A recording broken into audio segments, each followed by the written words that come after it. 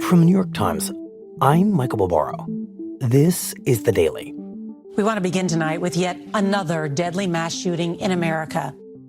In 2023, the unrelenting epidemic of gun violence in the United States has claimed the lives of more than 41,000 people. 2 people killed, dozens of others injured after gun. The police commissioner again saying 5 people were shot, including 2 kids. At least 18 dead and at least 13 injured, several of them. And throughout the year, each and every one of those shootings, from suicides to accidental shootings to mass shootings, was chronicled by a website. According to the Gun Violence Archive. According to the U.S. Gun Violence Archive. According to the Gun Violence Archive. Called the Gun Violence Archive, that has become the most authoritative and widely cited source of data about the country's ongoing crisis of gun deaths.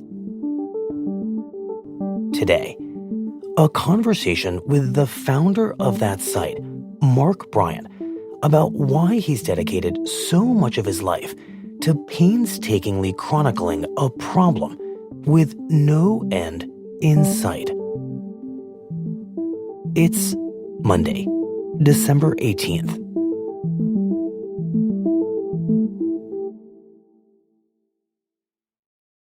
Good afternoon. Good afternoon. How are you, Mark? I'm doing good. We're good except I just hit the microphone. So yeah, we're ready to roll over here. Good. Well, Mark, thank you very much for making time for us. I really appreciate it. Well, thank you for having me. I just want to explain why we're talking to you. Mm-hmm. We, the New York Times, The Daily, we cite this archive that you have created so frequently, year after year.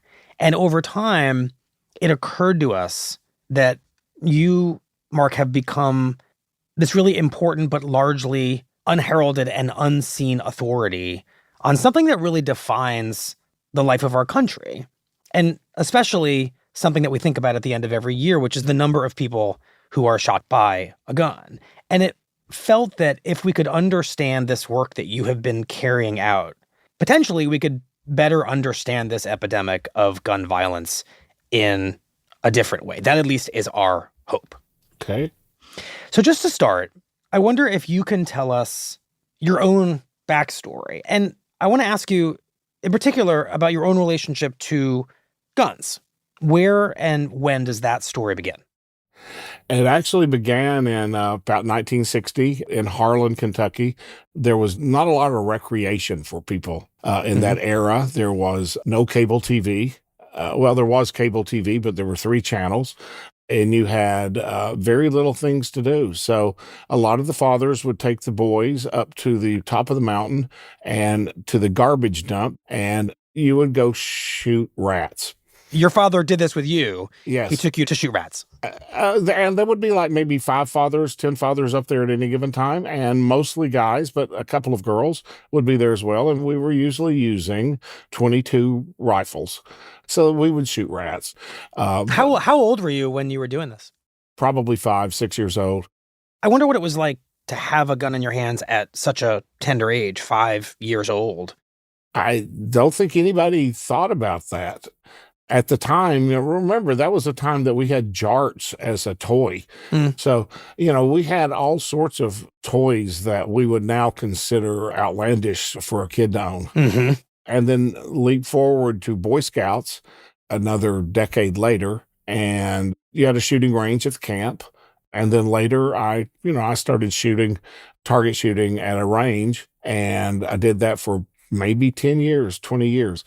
So I've just grown up around people like my father and all that, where that was just a common part of their world. It was just one of the things that you did. So how do you get from being this young kid who enjoys shooting a gun to becoming what you are now?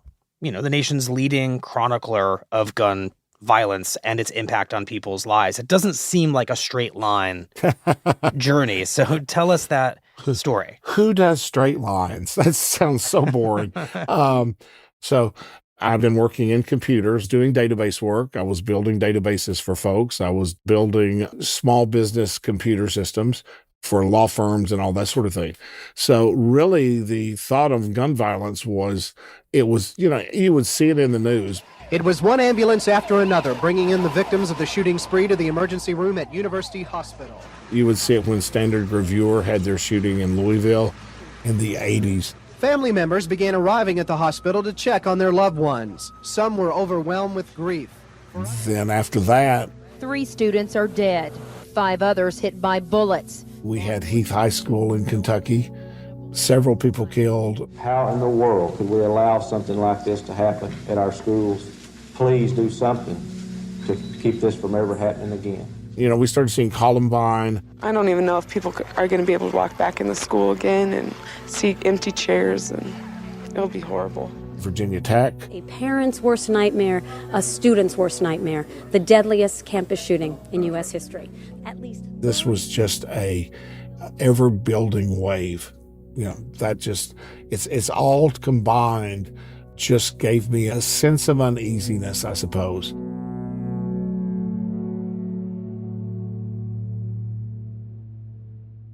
So once this all comes together in your head and you're starting to see the phenomenon of mass shootings in the U.S. in that time period, what is crossing your mind? Where does it lead you? So 2012, that was kind of a weirdly defining moment because there was the Aurora Theater shooting, and Aurora got just an insane amount of coverage, as it should have. But there was a guy in Tuscaloosa, Alabama, that on that same week went to a bar and shot 17 people. Nobody was killed, but the media did not cover it very well.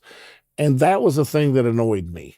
We'll just explain that. It sounds like you're saying at the very moment that America is beginning to truly enter what we now think of as this era of the epidemic of mass shootings, you are noticing that the way the country decides to focus on and care about some of these mass shootings is really different than the way we decide to focus and care about others. There's a real gap here. Yes, that was a thing that was bothering me, because as you started seeing the building of incidents and started seeing the aggregation of all of this stuff, that was started to make it sufficient that something needed to be done. And what I could see was the left was looking at banning things, at looking at all of this. The right is looking at Second Amendment. And what I see is that is a war that's going to do nothing but escalate. So I'm starting to look at there needs to be a conversation, and it has to be between gun owners and those who oppose guns, to come to a consensus on how to solve some of this. But you can't solve a problem if you don't have a common set of understanding. Right. If you don't have that common understanding, you're just going to be throwing things at each other. You're never going to be able to find a solution. And the media and CDC and FBI has incomplete data. There was a knowledge gap. And so there needs to be a systemic change to where there's a common set of knowledge. So you're watching this fight escalate, but without any real common source of knowledge about what's really going on? Right. So what I needed was, I knew that I needed to collect data. I knew there needed to be a common data set. I needed to have verifiable data. And that's the key to make all this work. So in your mind, if Americans and American lawmakers had a truly correct portrait of what gun violence looked like in this country, then they would inevitably, and correct me if I'm overinterpreting what you're saying, they would be kind of shocked into action. They would start to do something about it. Yes. And at the very least, they would be able to debate this, with the same data. Yes, I think that's a good way of looking at it. All we wanted to do was get people talking, singing from the same page of the hymnal, as the Southern phrase goes. So once you decide that this is going to be your calling, organizing a data set around gun violence that everyone can agree is trustworthy, what did you actually do? Take us back to the start of this all and walk us through the process. At first, I was writing blogs about gun violence, and I was using Slate data from their 2013 project. Slate, the online news magazine. Yes. The Slate archive was a crowdsourced effort by Slate. They started it right after Sandy Hook, and their goal was to put a face or a name to every person who had died in the year past Sandy Hook. And that had never been done. Nobody had ever looked at that granularity before. But boy, we found that it's really, really good for the big city incidents, but for small town stuff, it missed a lot of stuff. And so I was bugging them on a fairly frequent basis. Why did you not do this one? Why didn't you do this one? How come this one's not in here? Well, describe that just a little bit more. It sounds like you're looking for things that they're missing. How are you doing that? How are you finding these incidents that aren't in Slate?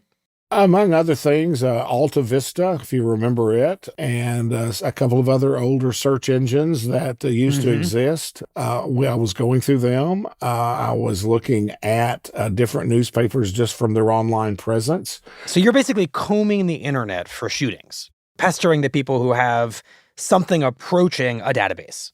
Yes. And so what prompts you to create your own archive rather than just keep working on Slate's? Slate called me one day and said, hey, we're going to drop this after a year. And what we really wanted to do was we wanted to do a snapshot of a year past Sandy Hook. So their drop deadline was in 2013. And so I asked, could we take it over? And we did. And we started building it up. And we got better at it. We've learned, using Google searches and different search parameters, we could dig through things a lot faster. That was the processes that we started, and things sort of blossomed after that.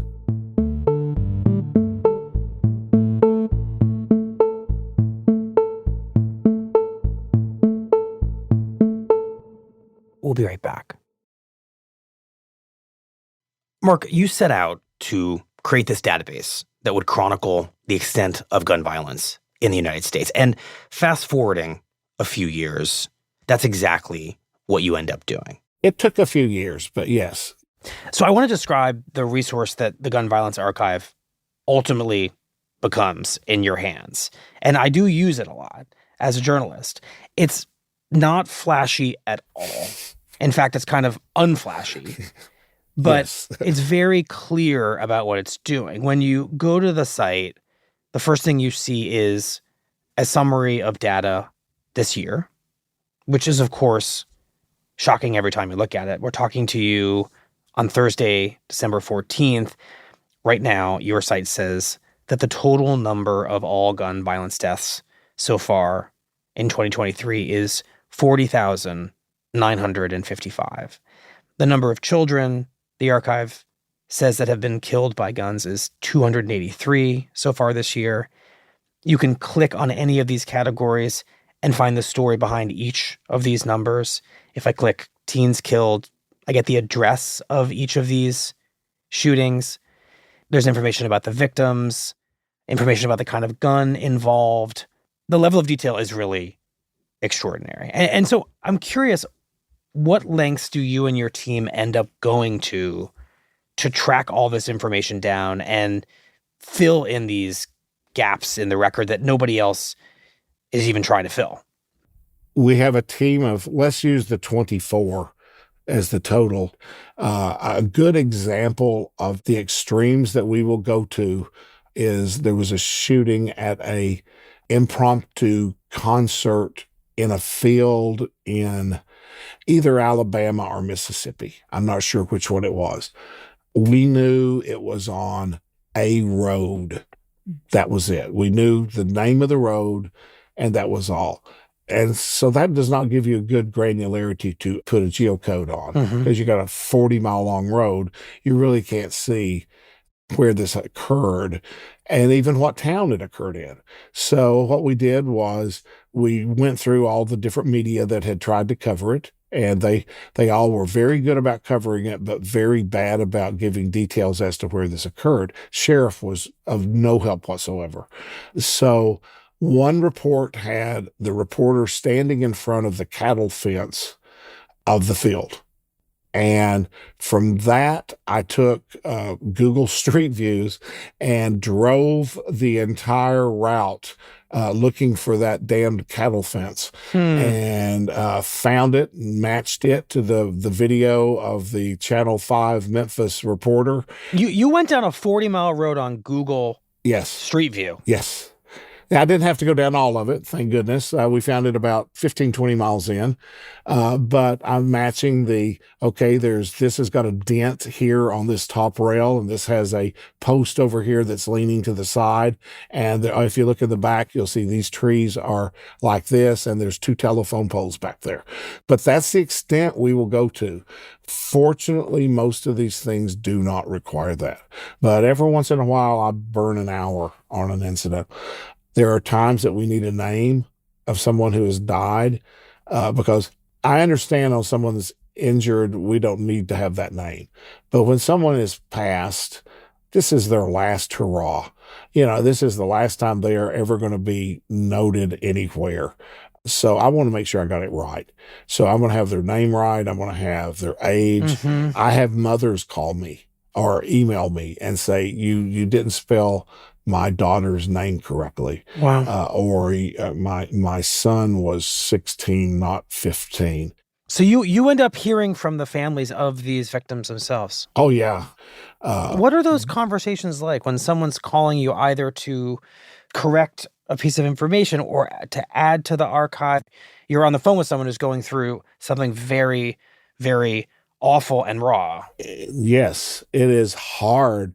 That's the hardest part of what I do in a lot of respects, in that I'm talking to mothers that have lost their child. I talk to mothers that are stressed, that are in a place they've never, ever been in their life.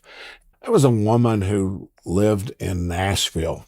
Her son had been shot and killed in Nashville at the Waffle House shooting a few years ago. And I talked to her when her second son got shot. Oh, my goodness. Yeah. I will talk to mothers who, I got one, I can't remember what city she's in now, somewhere in the Midwest. And she was very, she'd lost a daughter, and then she lost another daughter. Wow. And she was just about gone. I mean, she was just, I could hear it in her voice. And, you don't want to hear that. I contemplated calling police for just a welfare check, but I ended up just calling a group that they knew people that were in there to talk to her.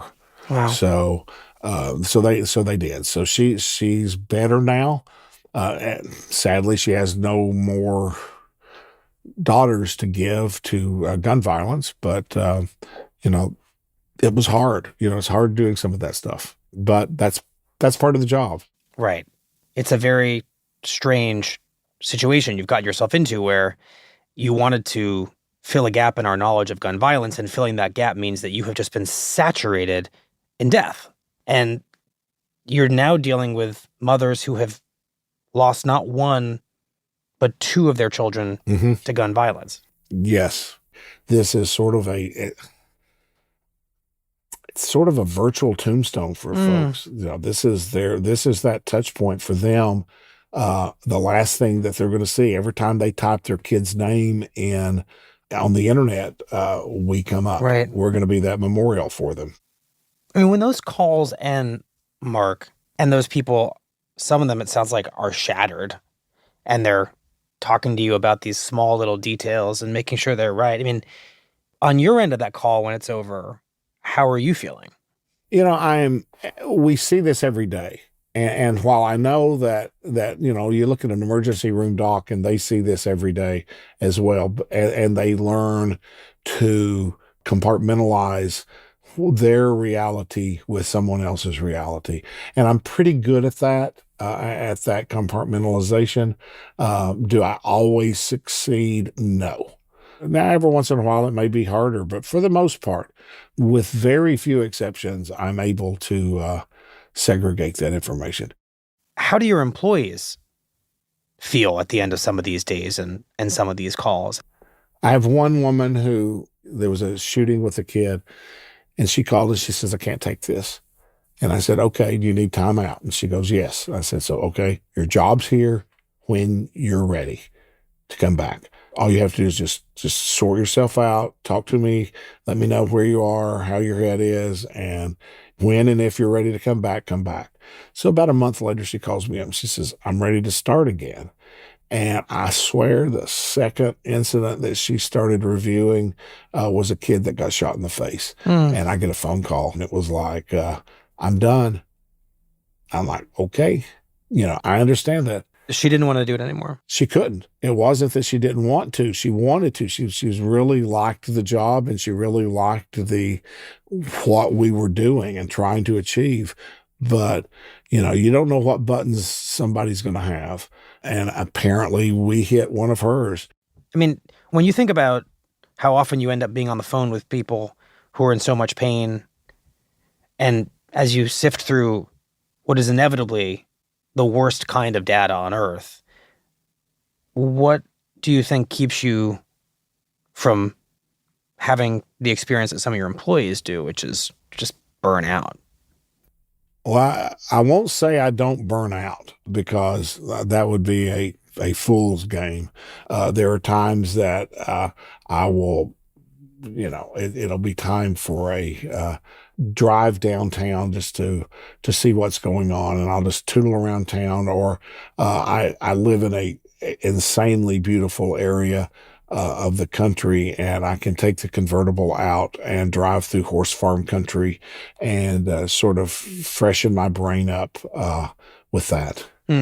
You find ways, you're saying, to mourn this? Maybe, or just adjust my head. But it's how I reconcile in my head that, I'm now looking at horses and foals and life and green trees or fall foliage or whatever, and I'm seeing a regeneration. Mm-hmm. I'm curious about something, Mark. Sure. Now that the Gun Violence Archive has become, through all this very painful and painstaking work you and your team have done, this unique authority on shootings in the U.S., what do you start to see in the data that perhaps the rest of us don't see or can't see because we are not combing the internet for every shooting in this country? What we are seeing, I think, and we're seeing it not just in Gun Violence Archive, but we're seeing it in bars where you used to have maybe a bar fight. Somebody got a bloody nose, somebody got a black eye, and now gun comes out. What we're seeing is more anger. You're on social media all the time. I know there are good places on Facebook because I find them, but look at the rest of it. It's anger. Somebody's pontificated that, they believe this. In the past, that would have been somebody howling at the moon, and everybody would have quietly gone around them and ignored them. But now there's 2,000 people that decided that, no, you have to have my opinion on this very subject. And that escalates anger. So the baseline of anger is higher. And you have more guns and more proximity to guns, more people carrying guns, more of that, then it's inevitable what's going to happen. And that's the trends that I'm seeing. It's funny, that is not the answer I thought you were going to deliver. I mean, I thought you were going to tell me that regionally or in this gun, this age demographic, and what you're saying is what you see in the numbers is, I suppose, what we all see right now in front of us across the United States. And you're calling it, I guess, a root cause of so much gun violence. You're seeing people who are furious at each other, fast to anger. Anger is one thing. We've had anger forever. Proximity to deadly weapons is a different animal. You did not have 400 million guns or whatever the current number is. More people have more guns. There are those that think, oh, you're anti-gun or you're a gun grabber or whatever, and obviously I'm not. But I akin it to what we see with Mothers Against Drunk Driving. They're not against drinking and they're not against driving. They are against that lethal combination. And, we're seeing that lethal combination with anger and proximity. That's no different than intoxication and speed.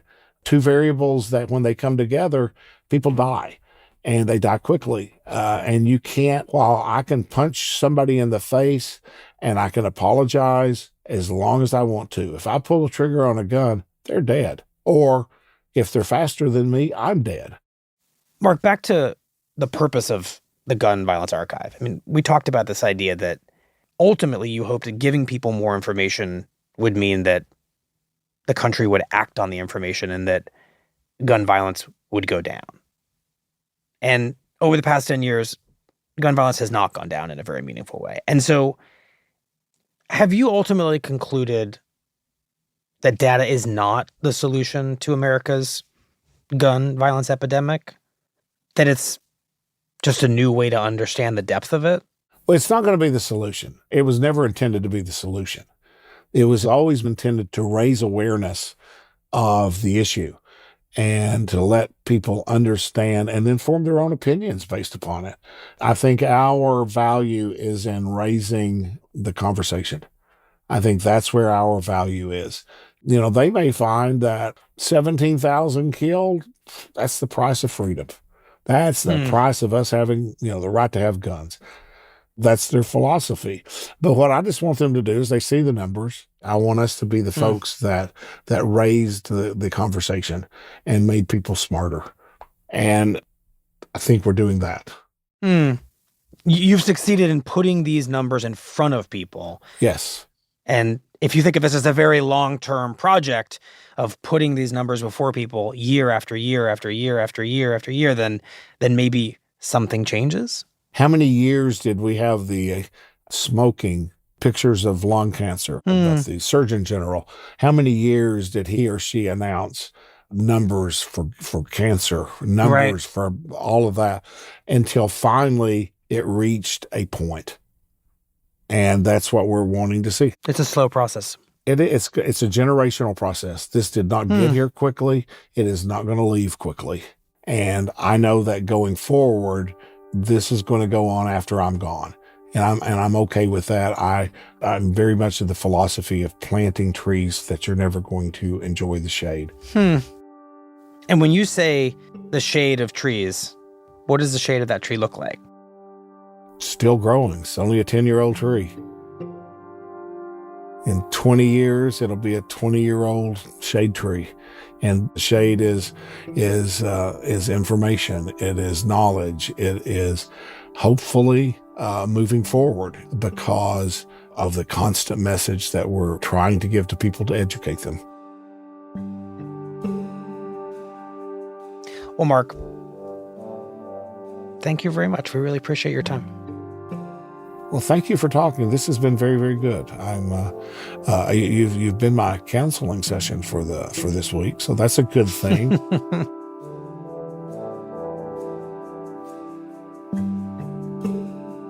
We'll be right back.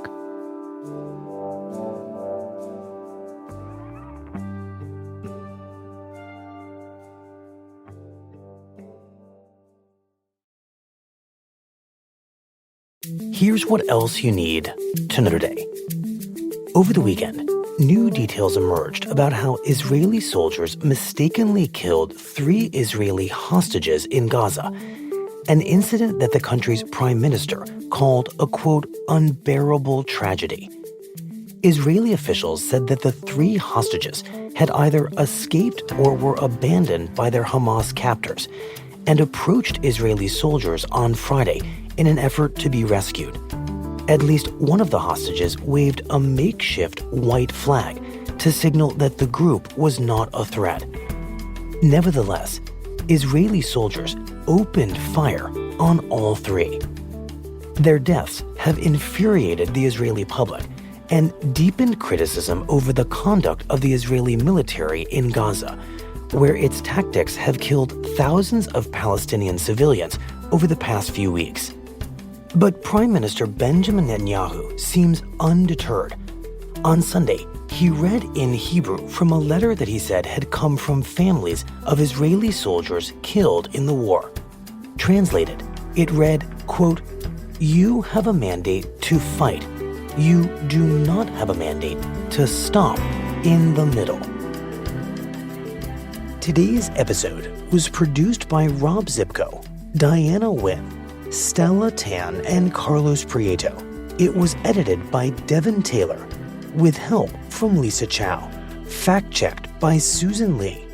Contains original music by Marian Lozano, Dan Powell, and Pat McCusker, and was engineered by Chris Wood. Our theme music is by Jim Brunberg and Ben Landsberg of Wonderland. That's it for the Daily. I'm Michael Barbaro. See you tomorrow.